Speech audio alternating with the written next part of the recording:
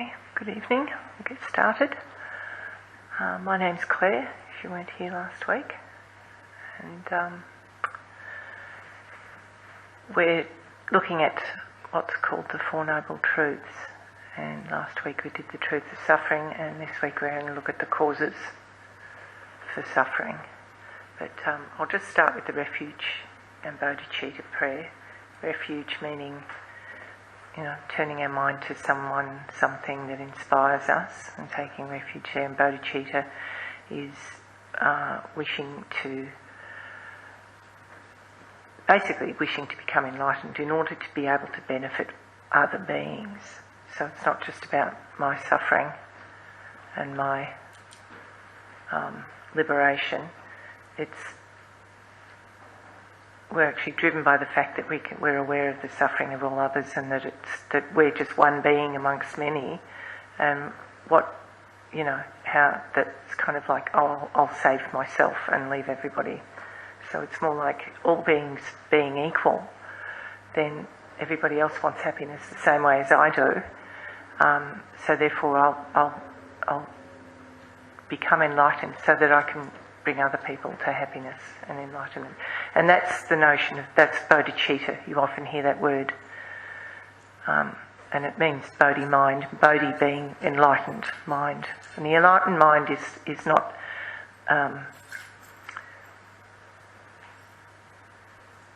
so much a thing that you sort of achieve separately.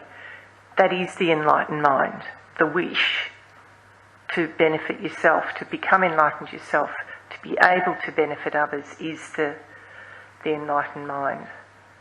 So we just work, that's what we're sort of, our main goal. So I'll just say the refuge and bodhicitta prayer. I talked about it last week, and if anyone's got any questions, I'm quite happy to answer. I go for refuge until I'm enlightened to the Buddha, the Dharma, and the highest assembly. From the virtuous merit that I collect by practicing giving and the other perfections, may I attain the state of a Buddha in order to benefit all sentient beings. I go for refuge until I'm enlightened to the Buddha, the Dharma, and the highest assembly. From the virtuous merit that I collect by practicing giving and the other perfections, may I attain the state of a Buddha in order to benefit all sentient beings. I go for refuge until I'm enlightened to the Buddha, the Dharma, and the highest assembly. From the virtuous merit that I collect by practicing giving and the other perfections, may I attain the state of a Buddha in order to benefit all sentient beings. So as I said last week, there's a lot in that prayer that's sort of got the whole path in it, really. All of the, if you break it down, it sort of goes out and out and out, and there's so much that you can learn just by sort of referencing that prayer. Did I talk about the six perfections last week? I might not have gone into it so much. I'll mention it quickly now. When we say by the practice of generosity and the other perfections, we're referring to what's called the six perfections, and these are practices that all work together to help us. So the first one is generosity. And they say that that's the fundamental thing to your practice is generosity, and we begin with generosity, so that by giving things away, giving of our time, giving an ear to someone, and just every sort of form of giving, sharing a bit of food, in that moment you're not thinking of yourself, you're actually thinking of the other. So that you're sort of letting go of this self-cherishing mind for a moment in giving. And it's like when you, if it's somebody's birthday, you think about them and you go out and you look for a present and you think about what might be nice for them, what they like, and then when you give it to them, you really want them to like it. You're kind of like really excited for them to open the present and be happy with it. And when they're happy with it, you feel really good. You've done something really nice for someone and thought about them, and it makes you feel good. So the extension of that is that by thinking of others and giving to others, we benefit. It actually helps our mind because we're letting go of our self-cherishing. So then, with that, the second perfection is morality. We have generosity, morality,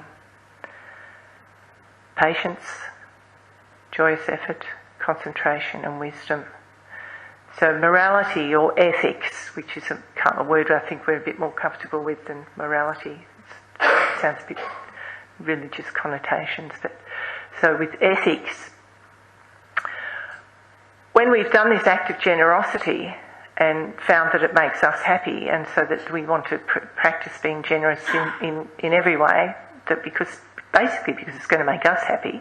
That's our end goal, is that we become enlightened, we become super happy, and then we're of use to others.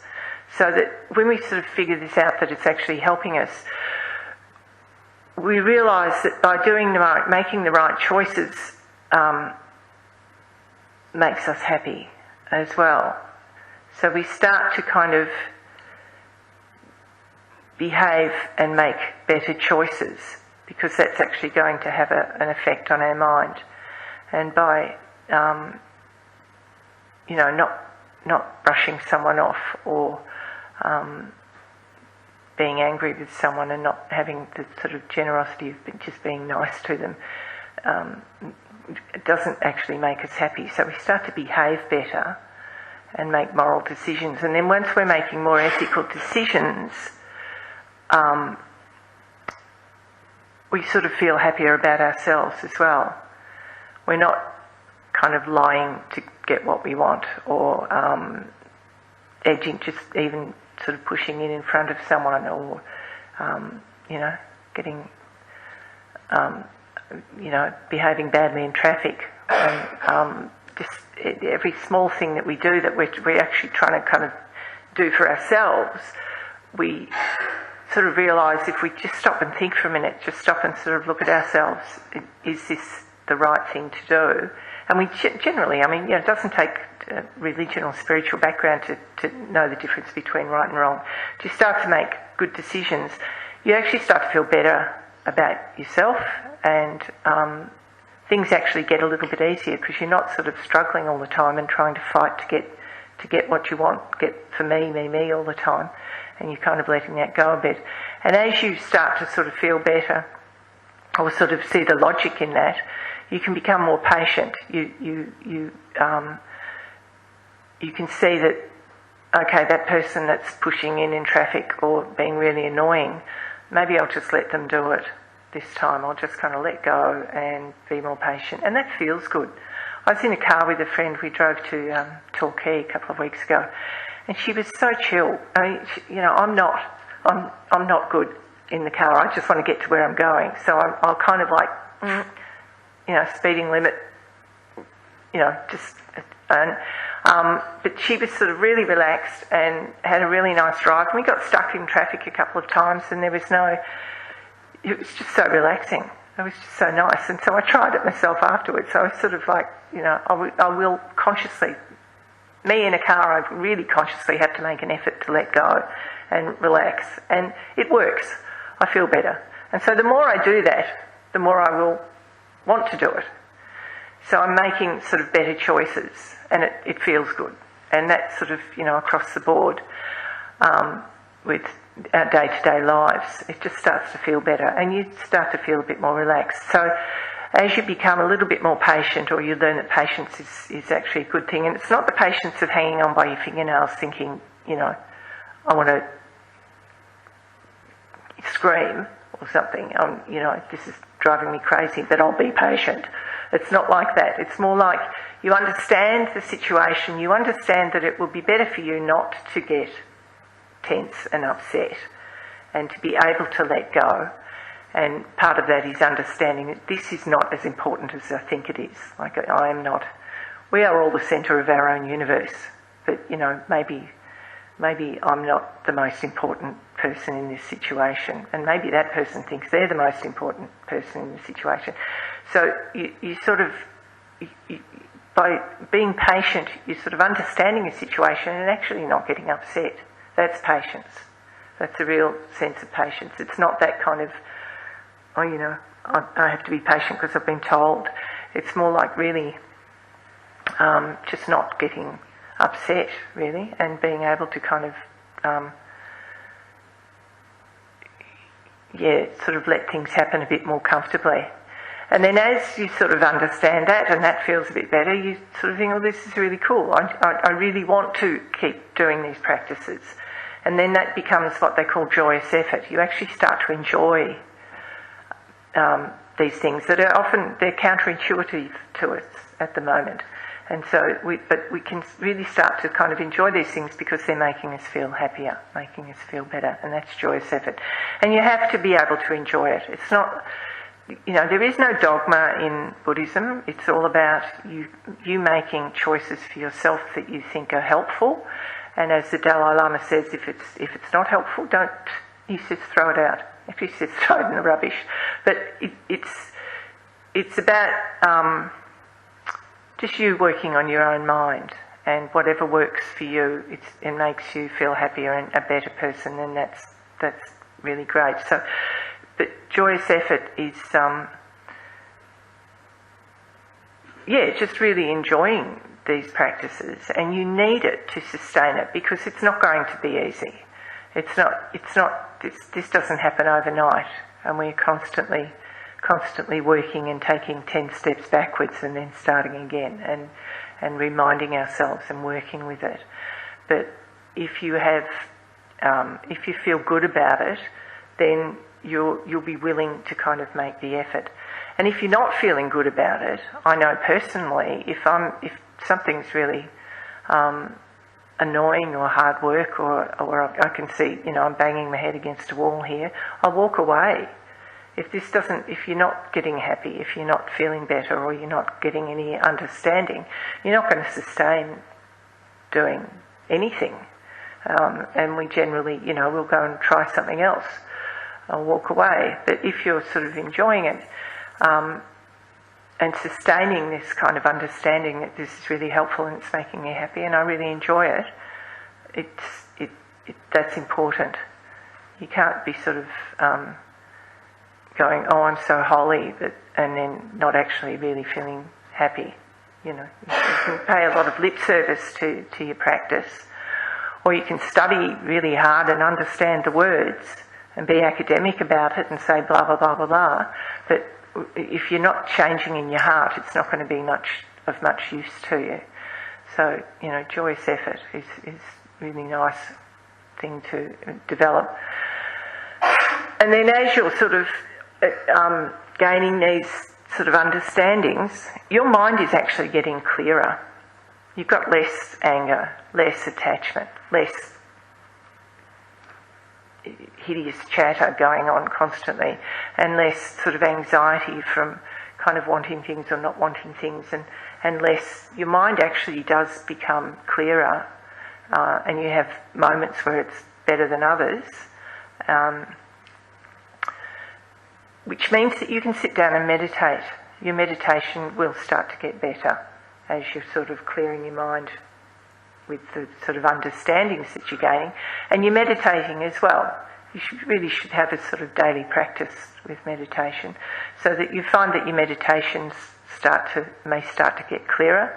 And as I say, you'll take 10 steps backwards, and your meditations will be terrible for a while, or you know, and then sort of up and down and all over the shop. But as you're sort of less stressed and anxious, of course your mind is going to be clearer and it's going to be easier to meditate.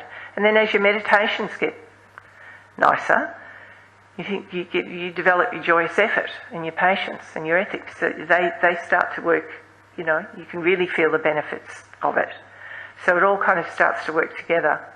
And then the whole purpose of all of this is to gain an understanding of reality. And when we kind of gain a deeper understanding of what's really going on, we can seriously let go, and your mind then is sort of freer, and then that's the wisdom side of it. So we have to use wisdom, and wisdom in the ordinary level of making all of these right choices, being wise about what we do and think and say. but also it's this wisdom of understanding reality that is a fundamental sort of idea in Buddhism, of sort of understanding impermanence, that everything is impermanent and transient. And at the moment we know this, but there are meditations, and with your meditation you start to sort of gain a deeper understanding of these things. And then when you understand the impermanence and transience of things, there's less tendency to grab hold of them, because you know that there's no point in clinging on to things. And then by not clinging on to things, you actually can enjoy them a bit better. Whatever it is, it's not saying don't do things, don't have things. Don't have relationships, don't have holidays or anything like that. It's not saying that, but it's saying that we think these things are almighty. We think these things are our goal in happiness. But because we know that they're impermanent and transient and they cannot last and will not last, when you have that understanding, then you're not going to invest so much in them. And at the same time, you're relaxed and you can enjoy them when you do have them, or when you don't have them. Doesn't matter.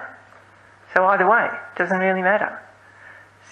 So that's just covering that couple of lines in that prayer. So, I always like to talk about this, because I think that the prayers, any prayers and chanting or whatever we do here, we have it in those red prayer books over there. We've got a lot of what we do before and after teachings. And it might seem like we're all going, some of the chanting is done in Tibetan, but there's always the English translation as well, so you know what you're saying. But all of the prayers reference something sort of in the teachings and something important. And they help you when you're saying these prayers over and over and over. It helps you to just bring your mind back to these thoughts. Okay, so before I get on to the causes of our suffering, I'll also talk about some of the what would you call them? Just sort of day-to-day things that happen here when you come in. Earlier I came in and did 3 prostrations. Sometimes if you come in on a Tuesday or a Wednesday night, and like I did I did Monday nights for quite a long time, but then I thought, right, I'll go to one of Geshe Doga's teachings. He's the resident, one of the Tibetan Lamas we have here. And so I went along, and I'm standing there, and there was a room full of people like this, and then all of a sudden everybody started to prostrate, and I was like, I didn't prostrate, I just stood there thinking, what the hell? And I'm a Westerner. I don't prostrate. It's sort of like we have this arrogance that we don't bow to anyone. We're about individualism. So I really had that in the back of my mind. It was like, oh my goodness, what's going on? But then when I learned about the prostrations, it's a practice unto itself. There are several ways of looking at it. Yes, you're humbling yourself but you'll see the teacher will come in. Geshe Doga, who's this wonderful Lama, wonderful teacher, he'll come in and prostrate. And he's prostrating to the Buddha, but to the throne, to what we refer to it as the throne as well. And when he sits down, he's doing a sort of meditation as well. And we prostrate to the throne because that is the seat of the teachings. That's where the knowledge is going to come from. And it's showing enormous respect to this notion of enlightenment. And that the only way that we can become enlightened is by listening to the teachings and learning to meditate and do it for ourselves. So there's enormous respect for the books. So any of these books, if you come in and you get a prayer book, you've got the little tables there. We never put a book on the floor, so it's sort of just out of, dirt on the floor and whatever, and it's a mindfulness practice. We never step over it if there's books sort of around. So like sometimes people put a book on a cushion, and I think that's kind of okay. But you never step over a book, and that's because of the dirt on your feet. Now, and this is not personal, but we don't, and you're not to know this, but you wouldn't point your feet to the Buddhas because it's a mindfulness thing, and we all did it, and it's not about sort of, oh my God, I've been doing this for months kind of thing, and Geshe Doga would not. It's not a problem for him, you know. He's not going to be upset if he sees people doing it, especially, you know, if they come in first time or if they haven't been here very long. It's just about, you know, we leave our shoes out there with the dirt on our shoes, and it's just about the kind of dirt on the bottom of your feet or something like that. It's just about, it's a mark of respect. It's also a mindfulness thing. It's sort of, so we're watching ourselves all the time and being a little bit careful. And so what else do we do? I think there's sort of, can you think of anything? Oh, okay, yeah. We sort of just, you drop to your knees, or you get to your knees, and you touch your forehead to the floor. Or actually, before we do that, you would sort of bless your body, speech and mind. And then you just touch your forehead to the floor, and while you're doing that, you can think, all my negativities are flowing out of me. All of my anger, attachment, pride, jealousy, anything, all my negativities are flowing out of me. Sometimes they say black smoke, sometimes I think, you know, oil, and it just seeps into the ground, out of you and into the ground, and just disappears completely. So you're not polluting the ground underneath you, it just disappears. And then as you stand up, the Buddha blesses you, fills you with light. So you're filled with blessings in your body, speech and mind. So you touch your hands to your forehead, or you sort of, the crown as well, the forehead, the throat and the heart. And the Buddha is blessing you, filling you with all positive love and compassion. So that's a practice, a meditation unto itself, really. Yeah? And there's a thing called the full body prostration, where you actually lie down on the ground and you don't stay there. Sometimes you get really tired and you think, oh, this feels really good. But you get up quickly because it's a negative thing to do, is to sort of lie there. So you get up and then you bless your mind. And that's in some meditation retreats do the full body practices. Sometimes you might walk in here one night and someone's come here early and they're doing full prostrations on the floor, and it's actually feels really nice. I mean, it looks, as Westerners we think it looks weird, and it's sort of like people being, you know, I don't know, but you know what I mean. It's sort of not in our culture to behave like that. But when you do that and you're doing these visualizations, and then you can also say the refuge prayer. I say it very quickly to myself. I go to refuge, the Buddha, Dhamma, Sangha. And as you do the prostrations, you can just say, I go to refuge, for refuge, the Buddha, or something like that. And it actually, because you're filling yourself with light, and purging yourself of all your negativities, it feels really nice. It's actually a lovely practice.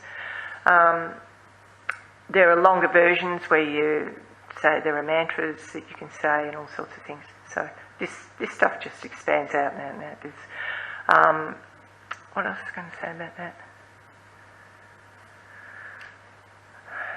Oh yeah, we're going to do a short purification practice at the end.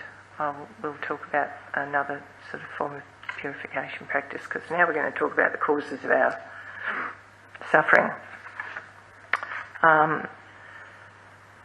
So, with the Four Noble Truths, the truth of suffering, the truth of the cause of suffering, the truth of the truth of cessation of suffering, and the truth of the path. So these are the four, they call them truths because they were the four things when the Buddha first taught after he had become enlightened. These were the things that he taught, and they were very deep realizations that he'd had. Life is suffering, and he understood that. And he understood that because he had thought about it and meditated and worked on this for many, many years, he understood that there were causes, there are the causes for the suffering. And he understood that there were causes because he understood that there was a cessation, that you could stop. And so by understanding that you can stop, it's like address the causes and you will be able to stop suffering. And then there's the whole path. And this book is called The Path to Liberation, I think. Path to Enlightenment. So you go through this sort of levels of thinking, stages of thinking with all of this. So, the causes. And often when they're teaching with these texts, they sort of break it down into headings and headings and headings within headings. So this is sort of slightly like this, and I'll try to cut through that and just get to the information. But I'll just read a little bit. This is Geshe Losang, Geshe Thubten Loden, who lived in Melbourne, but he's passed away now, but he produced several kind of amazing books in the time that he was there. So, the causes of our suffering are what are referred to as karma and delusion. And karma is the seeds that we plant in our mind, the habits that we plant in our mind, that we constantly keep repeating and don't make us happy. They're the things that we do that we think that they'll make us happy, but they don't. And by doing them we create habits to do it more, such as anger and attachment and jealousy and pride. And the more we do it, the more we are habituated to doing these things. So we carry all of this in our mind because we've done it before. It's all in our minds, and we'll continue to do it until we take a look and sort of say, okay, I want to stop. Okay, it's not making me happy. Karma is driven by delusions. So I'll read a little bit. One engages in the sufferings of cyclic existence by the faults of delusions. These form the basis of negative karma, which leads, in this, we talk about death and rebirth, but he says, leads to death and rebirth conditioned by karma and delusion. So you don't need to believe in rebirth. It leads to more suffering. And you can think about it just in terms of this life. We will now examine the true source of suffering by considering the subjects of how one engages in cyclic existence by way of the true source. So when they talk about the true source, they're talking about the cause of suffering. So, how delusions arise. To understand delusions, you must first know exactly what they are, how they are developed and what causes them, and to be motivated to overcome them, and what their faults are, the faults of delusions. So, identifying the delusions. Delusions can be identified by their general definition by examining the characteristics of specific examples of delusions as follows. So, when they study in the monasteries, they go through this really, really, really, really specifically, every point. And so there is definitions for everything. And so here's a definition for you. So the general definition of delusion. Delusions are defined as mental factors that, when generated, cause the mental continuum to be very unpeaceful. So it's a mental factor that causes the mind to be disturbed. And mental factors are parts of the mind, things that happen in the mind that are not the mind itself. They are travelling through. And as we talked about last week, the mind is defined, the definition of the mind is clear and knowing. So it's a clear space and it reflects everything. It knows things. It's like a mirror for things. So whatever happens is reflected in your mind And we can kind of grasp that. So the actual definition is clear knowing of the mind. And the delusions are what they refer to as mental factors passing through. They're not the mind itself. And we're trying to clear away a lot of these delusions so that we can just experience the mind. And that's where meditation comes in.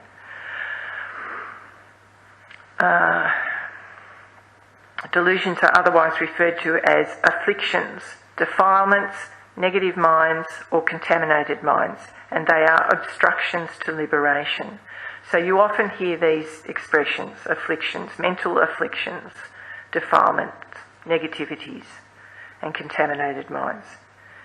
The source of psychic existence is karma and delusion. Of these, delusion is the principal cause. If there were no delusion, even though you may have countless previously created karmas, suffering would not be produced. So, once you stop the delusions, and I'll get more specific about the delusions in a minute, once you stop them, you won't create any more karma. If you stop all of these negative, afflicted behaviours, you're not planting any more seeds in your mind. You still have the ones you created before, and you need to deal with those, but you won't create any more once you can stop the delusions. And there are purification practices to deal with all your previous negativities. So that's the two things we're trying to do. We're trying to purify and stop creating any more. Like a seed cannot sprout without the cooperative causes of soil, heat and water, karma cannot ripen without the cooperation of the cause of delusions. Having a deluded state of mind is like pouring water on a dry field in which lie unripened seeds of previous negative karmas. If delusions are present, even were there no previously created karma, it will immediately be created and establish a future contaminated aggregate. So,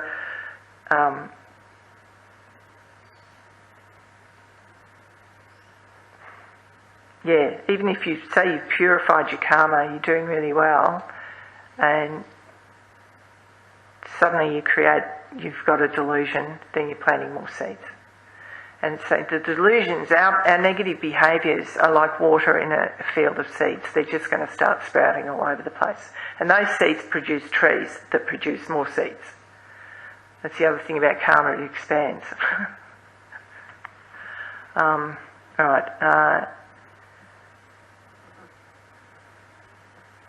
For this reason, it is important to apply antidotes to the delusions, and to do so you must become knowledgeable regarding them. So that's the general definition of delusion. Now we have the individual delusions. There are limitless delusions, but they are mostly commonly classified into 6 root delusions. The 6 root delusions are desirous attachment, anger, pride, ignorance, doubt and deluded view. The last of these, wrong view, has 5 types, and these are known as speculative delusions. I won't go into all of that, it starts to get sort of a bit complicated. We'll talk about the sort of earlier ones. The first 5 root delusions are non-speculative. So what they're saying is that wrong view, the last ones are speculative, meaning you actually choose to think about these things. So, for example, an example of a wrong view would be given, say, cutting the heads off chickens as a sacrifice, and through that I'm going to get liberated. That's a religious belief in some places, and they actually believe that by blood sacrifice that's actually going to help them. It's totally the opposite is going to happen. It's creating extremely bad karma of killing, and they will not get liberated with that. It's a wrong view, and it's a thing that you can think yourself into or think yourself out of. So that's a speculative wrong view. But the other ones like pride, anger, and attachment are non-speculative. We don't even think about that. It's not really a choice whether it's right or wrong. We just all do it, kind of thing. So here I'll talk a bit about attachment and anger. So we call it desirous attachment. So it's meaning, extreme forms of attachment. Of course, we sort of want things, we're attached to things, and we like things. There's actually positive desires. There's the desire to help people. You could have a really strong desire to sort of help somebody. That's a positive. That's not a negative. And the desire to become liberated or enlightened. They're positive desires. So we have that sort of... So it's, in itself, desire is not a negative thing. But this desirous attachment of clinging, of wanting, is disturbing to the mind. It's not good. So it perceives the external or internal objects as attractive. So internal might be thoughts. We might, exaggerates their attractiveness and wishes to possess and retain them. With desirous attachment, it is very difficult to separate the mind from its object. Desirous attachment is like mental glue and clings to the object of desire. Other delusions stain the mind as dirt stains a white cloth, whereas attachment is like an oil stain soaked into the cloth. It is relatively easy to remove ordinary dirt through washing, but because oil absorbs so thoroughly into the cloth, it's very difficult to clean away. Because attachment clings to the object of desire so strongly and holds on to retain it, it is as though the mind of desirous attachment absorbs into its object. We sort of think, our mind, we think we are, I am so attached, and I just think it's me, I want this thing. Like separating oil from cloth, it is very difficult to separate attachment from its object. Desirous attachment encompasses desire, attachment, clinging, possessiveness, grasping, passion, and so on. It's generated toward any of the 6 objects of the senses. Desirous attachment is therefore experienced continuously because you're always in contact with the object of desirous attachment. In the case of anger and other delusions, you are not constantly in contact with the objects of those delusions, and so their effect is not so pervasively dangerous as with the desirous attachment. It is the attachment that clings to self and phenomena as inherently existent that is the base of all delusions and the root cause of psychic existence. So they say attachment is the worst.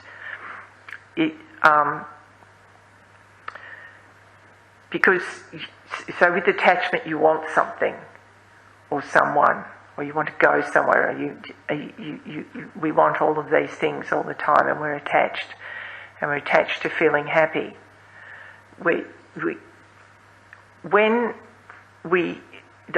in itself is disturbing. The desirous attachment is a disturbing state of mind. You start to obsess. You're thinking about it all the time, about what you want. I'm back at work. I've been there. I'm a teacher. I've been back at work for a couple of weeks. My head is exploding with work, and annoying people at work, and the things I want to do and the things I don't want to do. And my head is just full. It's so annoying.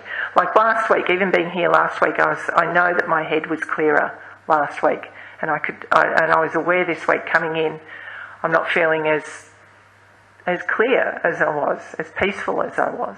It's going to get worse week by week with work. And that's because of attachment. It's for what I want. Things that are making me crazy and that I'm obsessing about.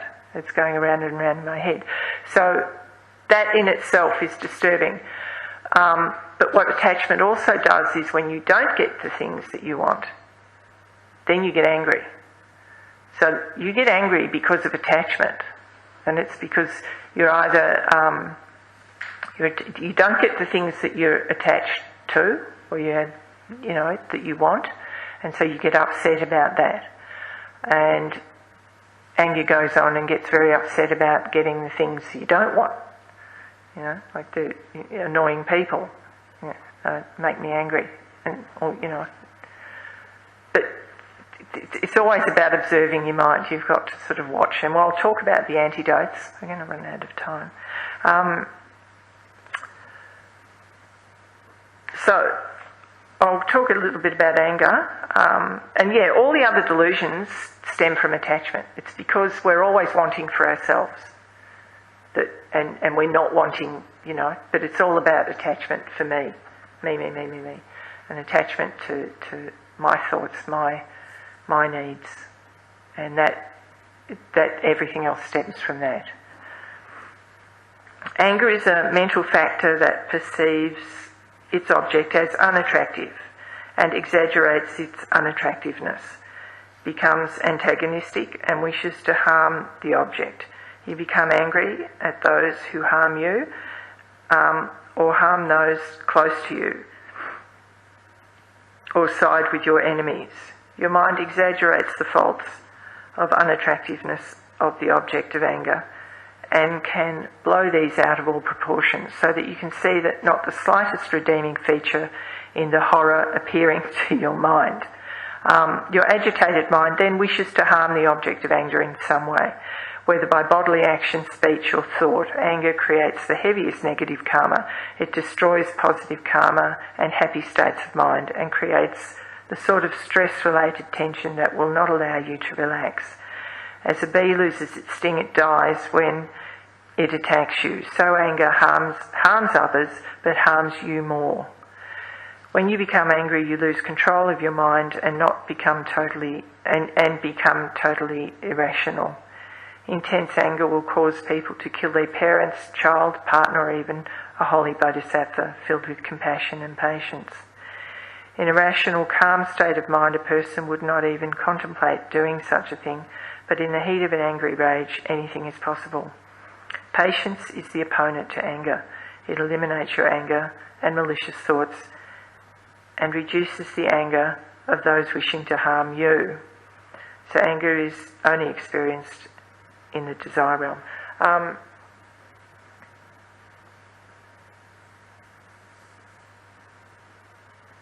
So it eliminates, patience eliminates your anger and malicious thoughts and reduces the anger of those wishing to harm you. Often if you're in a situation and you're actually being patient, the person's maybe pressing your buttons or annoying you, but you're actually sort of being patient with them, they will calm down. One of the ways to deal with anger is to put yourself in the shoes of the other person and sort of think, why are they behaving this way? It doesn't mean they're not behaving badly. My anger it's come from the actions of someone else, and they may be behaving very badly.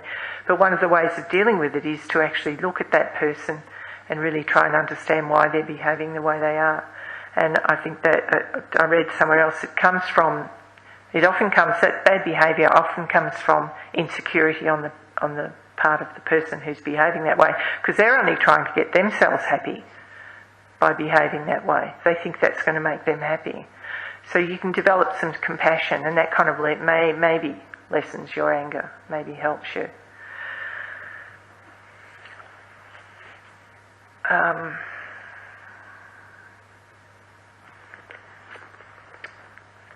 I'll do a little bit of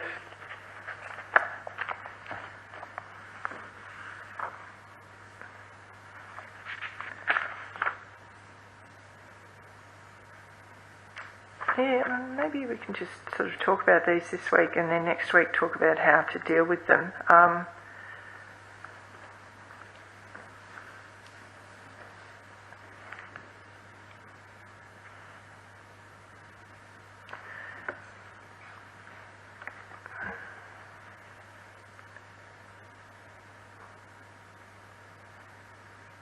So what happens is you see an object and you have a response to it. Say it's chocolate cake, you're a chocolate addict. And I do know some chocolate addicts. I've worked very hard not to have chocolate in my house, so I don't think about it that much. So and immediately it creates a feeling of, you see the object, it's either a feeling of a good feeling or a bad feeling. So you see the chocolate, you have this feeling, and then you identify that feeling as pleasant.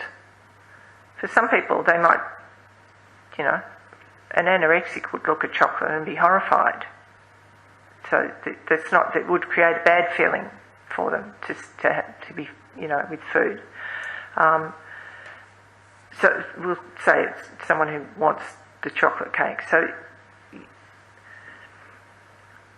the object has created a feeling in your mind of pleasantness, and then you act on that. You identify it as pleasant. So then you generate some desire for that object, and then you act on it. And by doing that, you've planted seeds. By that sort of that sequence of events. So it's not inherent attachment either. It's this sort of series of things that happen in your mind that are causing you to want that object and then to act to have that object. Now, somewhere in there you go, oh my God, that's the most amazing chocolate cake I've ever seen. It's so beautiful. I can't, it's just absolutely incredible, blah, blah, blah, blah, blah. And you've just created this whole thing in your mind about how amazing this thing is. And all it is sort of a lump of flour and some stuff and some sugar, and it's all thrown together and created this thing. And if you broke down all the parts, individually, would you be stuffing your face with flour, kind of thing. So it's this thing of exaggerating what's there is a big part of the problem as well. Yes, there is something there, but we've just invested so much in that. And as I say, for me it'd be like, yes, I like chocolate cake, but for someone else it might be like, I can't resist that chocolate cake. I just absolutely have to have some of that. And they would have a stronger desire for it. So whatever's going on in their mind is different to what's going on in my mind. Or it's different to what's going on in someone, like I said, who's anorexic, who's got a horror of food, who's something else going on in their mind. So it's all coming from the side of the person. All of this desirous attachment. And that's one of the ways that we sort of break the cycle, is by really, really analysing what's going on. And that's where the whole thing of cessation comes in as well. Right, I'll run through this very...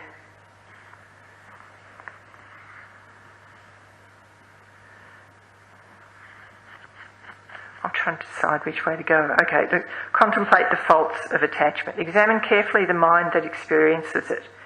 It's excited and full of unrealistic expectation. It glosses over the facts and deals with the projected fantasies.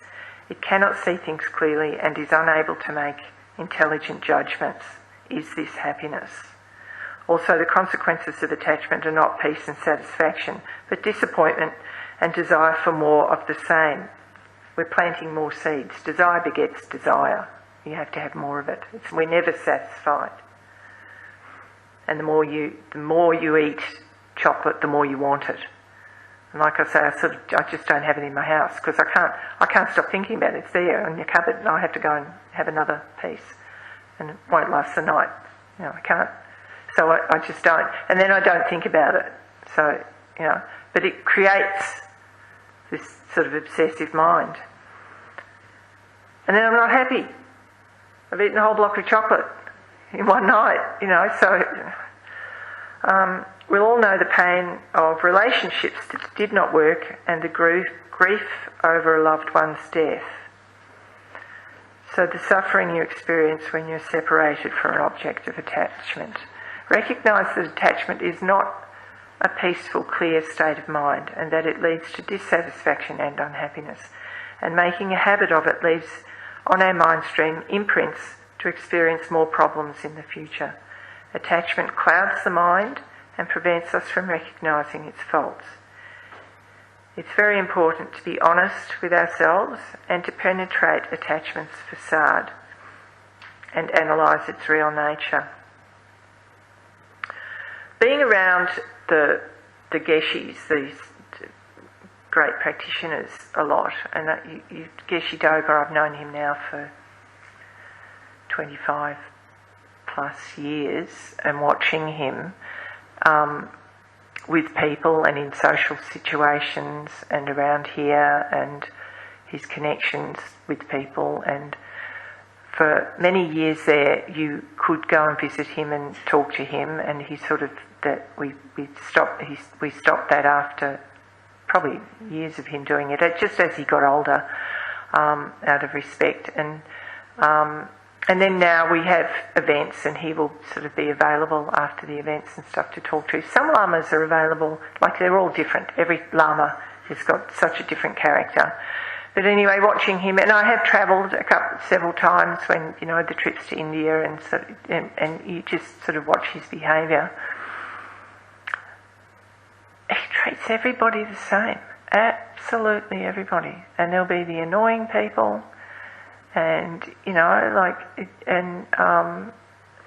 it's just extraordinary. And new people, or people that are really saying bad things or wrong things or behaving weirdly or badly or whatever, and he's so kind, and it seems that he's actually kinder to difficult people. He just sort of just does it, and it's never about him. And he's such a great model for this stuff that, it doesn't seem to kind of really impact him that much, and he's just kind of, he has this equanimity to everyone, and it's impressive and rare. So I think that's what this is sort of saying. We're all exaggerating. He sees us all the same. Crazy. He just, I didn't mean that. He sees us as suffering. He can see us suffering in our whatever. And, he understands, and he teaches and teaches and teaches, and we try to learn and we try to get better, and his patience is eternal, and because he's kind of more or less done this, his mind is in a peaceful place. He doesn't need anything, and he might get upset. There's a sort of expression that we use, wrathful, and it will be because he is doing the right thing, or he wants someone to do the right thing, or it's never anger. It's about sort of stop your nonsense kind of thing. And that's what he does, and so he that's why people keep coming back to his teachings, because you just sort of endlessly feel that this is a sort of shining beacon of what it can be, what life can be. Yeah. Right, we'll do a meditation shortly.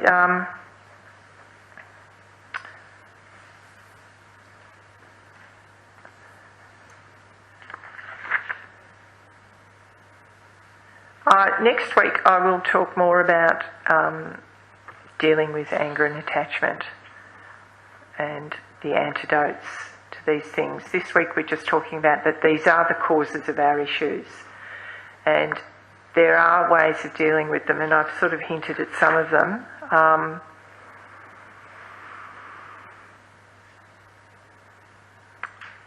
I'll just read some bits about anger. Anger, as opposed to attachment, wanting not to be separated from something or someone. Anger is an attitude of wanting to be separated, or of wanting to harm. Most of our anger is directed toward other people, but we can also be angry at ourselves or at inanimate objects. Anger ranges from a feeling of irritation about the way someone drinks tea, for example, to the powerful hatred that leads to physical violence or murder. It's usually related to attachment. As one teacher has pointed out, anger is the response when attachment doesn't get what it wants. Anger is the very opposite of patience, tolerance and compassion and love. It's a distorted conception, a mistaken way of reacting to things, a delusion, and brings only problems and unhappiness, not the results we want. It disturbs our mind and causes us to hurt others through our actions and words, and is not an intelligent or skillful way to react to a situation.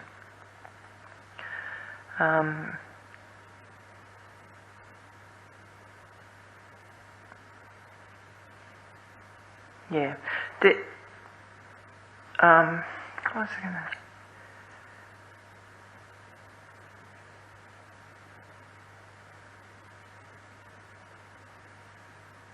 So patience is the antidote to anger, but we'll talk about that next week. We'll do a purification meditation now. So I didn't actually start with the meditation. I'm sorry for that. We should have perhaps done a bit of breathing when we started. But I have, thinking, I've got to talk about all this stuff and get on with it. See, that's a disturbed state of mind. I forgot to start with a breathing meditation, which is a nice way to start the evening. And it was because I was sort of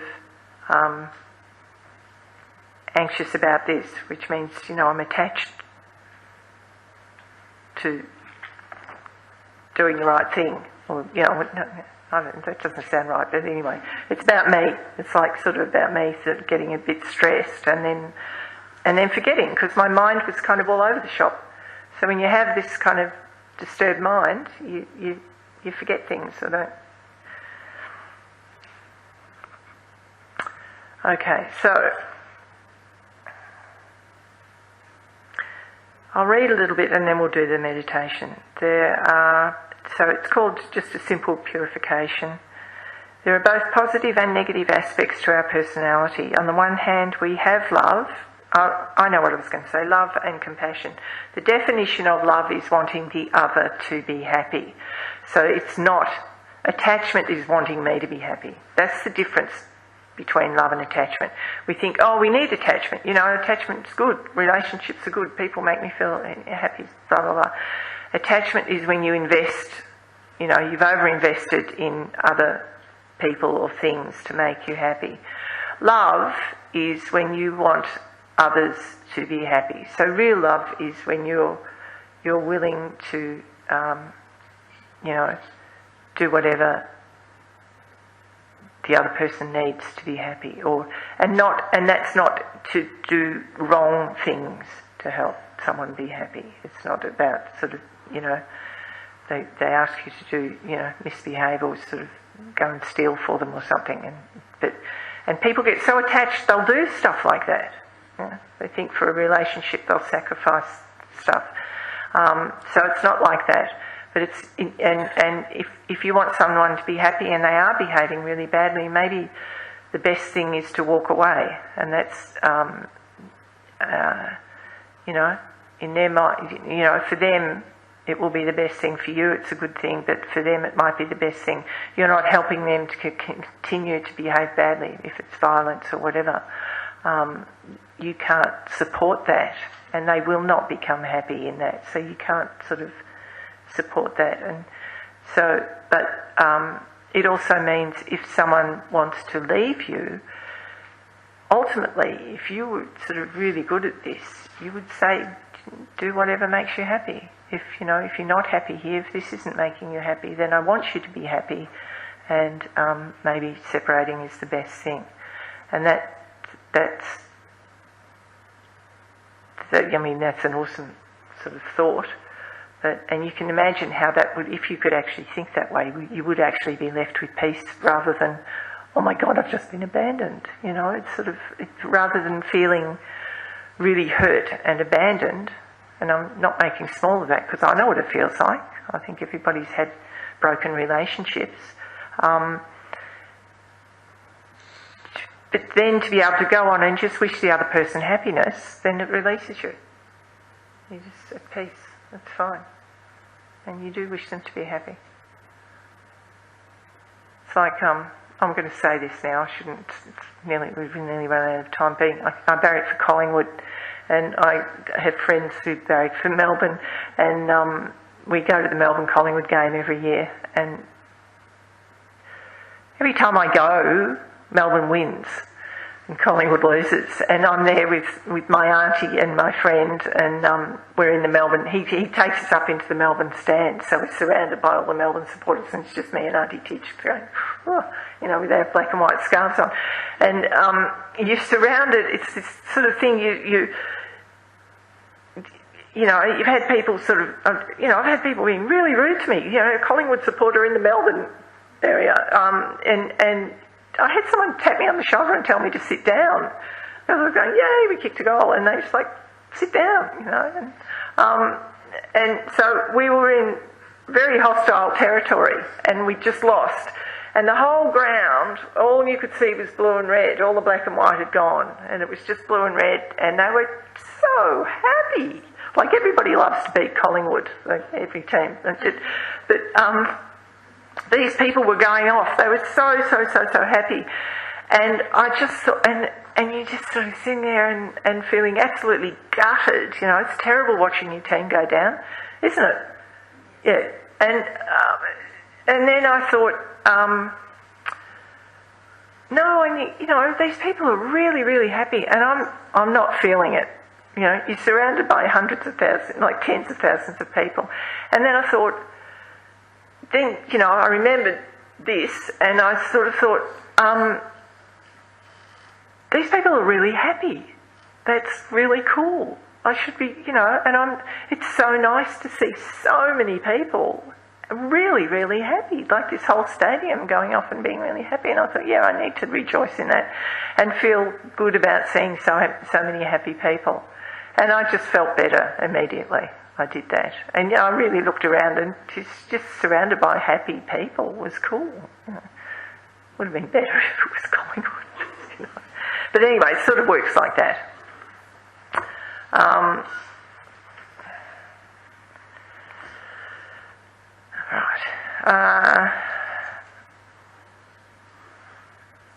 On the one hand, we have love, wisdom and joy and generosity. On the other, we have anger, selfishness, laziness and a long list of other problems. All these traits are just mental experiences, waves on the ocean of our consciousness. All have the same basic clear nature. They are not static, not permanent, but constantly in flux, coming and going. There are, however, two important distinctions to be made. Positive states of mind are productive, beneficial for ourselves and others, whereas negative states of mind are harmful and bring only confusion and pain. Peace of mind is achieved by cultivating what is positive and abandoning what is negative. The second point is that anger and other mental disorders arise from the misconception about the way things exist, and we'll talk about that next week. So now we'll just do this meditation. So, okay, we sit with your spine straight as much as you can. Probably you would have your feet flat on the floor if you're in a chair. If you can sit cross-legged comfortably, that's good. Relax your shoulders and jiggle your head around a bit to just relax your neck and shoulders. Tilt the head forward slightly, not too far forward, not too high. The eyes almost closed, or just letting in a bit of light. The left hand down and the right on the top, the thumbs touching. You don't have to do that. Some people like to rest their hands on the knees, but this is a kind of energy thing. And just move your arms a little bit, sort of, so that they're not clinging tightly to your body. Just create a bit of space with your elbows. And just bring your mind inward.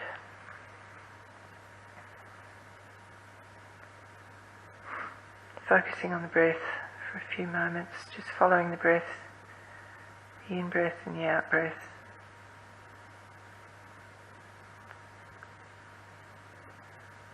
Remembering that the mind is this clear space with your thoughts just passing through. Let them go.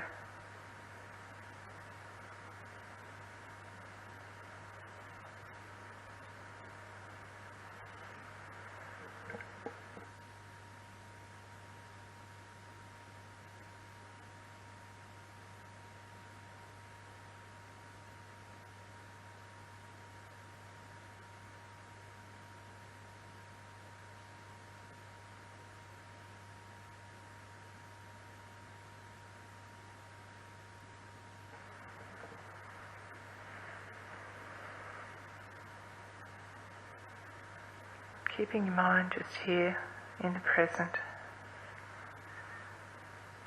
and we'll bring to mind a beneficial reason as to the motivation of doing the meditation, such as wishing to become more free from negative energy, so that we can be more helpful and less harmful to others.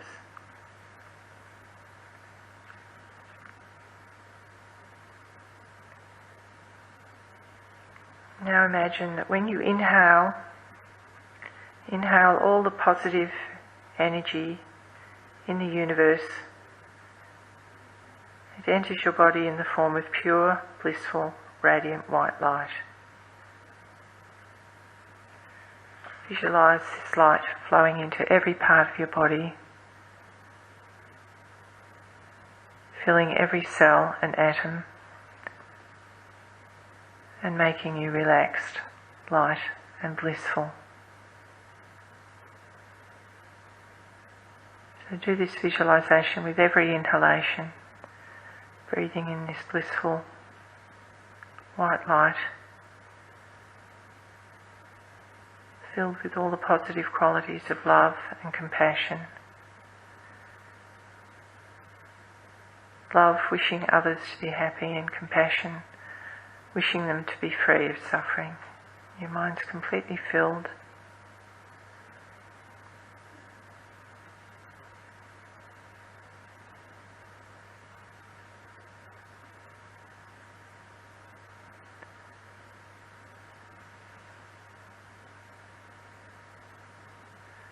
The light's radiating out through all your pores. Every breath, breathing in this blissful white light.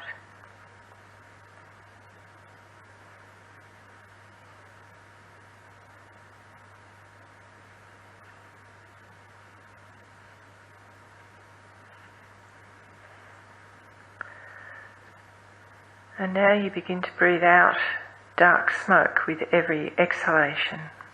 Imagine that all your negative energy, past mistakes, distorted conceptions, and disturbing emotions leave your body with the breath in the form of dark smoke or fog.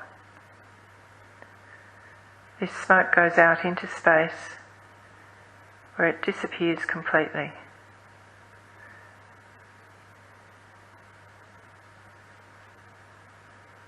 Just imagine that the smoke becomes non-existent.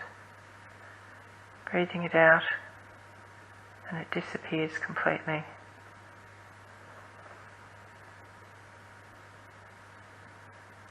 And with each breath, breathing out all your negative and disturbing emotions, feel confident that you have freed yourself of every trace of faults and negativity.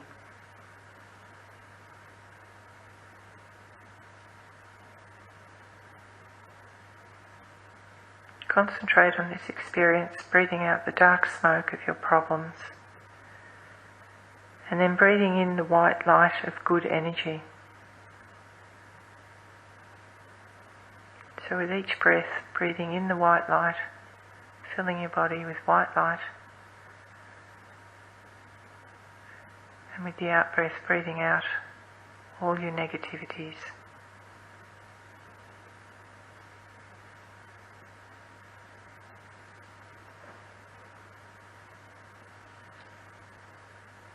When you're distracted by thoughts or other experiences, simply observe them without reacting or getting involved.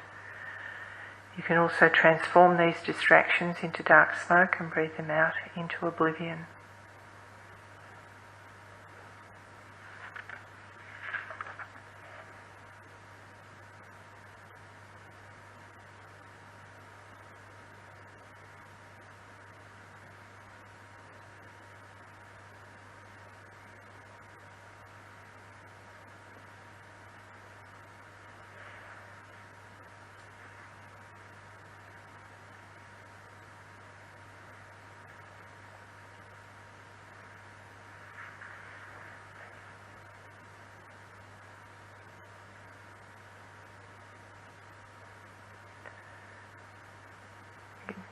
Continuing to breathe in all the positive energy in the universe, completely filling every cell and radiating out from every pore.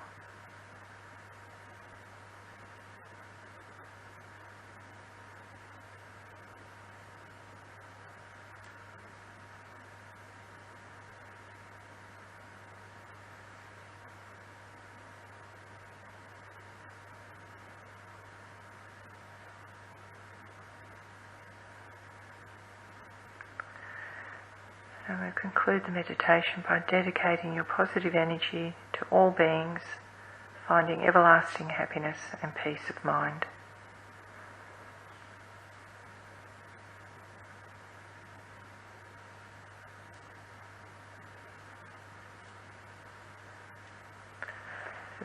We have to remind ourselves that we are doing this for the benefit of all others as well, and that's a really helpful thought when we're thinking of the benefit of others.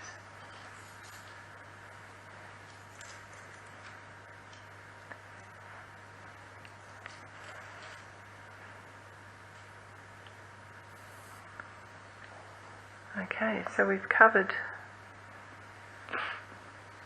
the truth of suffering and the cause of suffering. Next week we'll get into more antidotes and this idea of the cessation. So it's sort of, it all sounds very like, oh, this is all so miserable, but we talk about it because by acknowledging it and recognising it, then we can start to deal with it. And if we don't deal with it, then we're driven by it, and it will continue to kind of make us not happy. But if we can actually watch our minds and do these purifications, it's very good to actually meditate every day. The Tibetan word for meditation is gom, and I think it means familiarity. So it's like anything. If you're going to the gym, if you decide you want to get fit and you go once a fortnight, it's not going to get very far. You know, if you go every day, you'll see the benefits of it. And working on your mind is exactly the same. It's if you do a little bit every day, you will start to feel the benefits of it. If you read a little bit, reading, I always find when I pick up a book and start reading, I go, oh God, why don't I do this more often? It just feels good to kind of pick up a Dharma book and read. And it feels really good. And the more you do it, the more you want to do it. These are developing good positive imprints on our minds, positive habits on our minds. And the more you're doing positive habits, the more you're sort of counteracting. His Holiness said you can't have a compassionate thought and an angry thought at the same time. So the more you're filling your mind with these thoughts of love and compassion and benefiting others and all of these stuff, there's less room for the disturbing thoughts. So practice a little bit every day. These light meditations are really good. I think that purification's a really good one. You can just, sitting on the tram or sitting anywhere, breathing in the light and breathing out your negativities. And maybe naming your negativities. Sometimes if there's something that you've done that's gnawing at you, I know what that feels like, but if you work with it, you can purify anything. And they've got stories in the scriptures of people that have killed a lot of people. And they ran into the Dharma. They sort of discovered the Dharma and then actually became enlightened in one lifetime because they took it. They were like full of so much regret. They just went and focused on the Dharma and were able to achieve great things. So there's nothing that can't be purified. And a lot of our negativities is our dark thoughts about ourselves. I'm a bad person, I'm not worthy, blah, blah, blah. We sort of do this to ourselves. And so this is sort of saying that just fill yourself with all of this positivity and start to sort of feel, you can purify yourself of those negative thoughts. Just breathe those thoughts out and fill yourself with love. And you're a sentient being as well. You need love too. This isn't just about giving away all your love to other people. This is about love for you as well. You're a being that needs to be happy. So you can breathe in all this love for yourself, filled with good thoughts and compassion, and free yourself of your suffering that you want to do.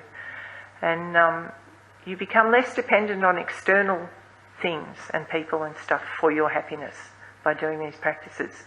And these lamas, they're dare I say it, they're celibate. The particular school, there's 4 schools of Tibetan Buddhism, and this is called the Gelugpa, and they are the kind of strictest in some ways. Some of the other schools, they do marry and have families, and they're still lamas and they're still practicing, and that's them. That's their particular leaning and their minds. But the Gelugpa are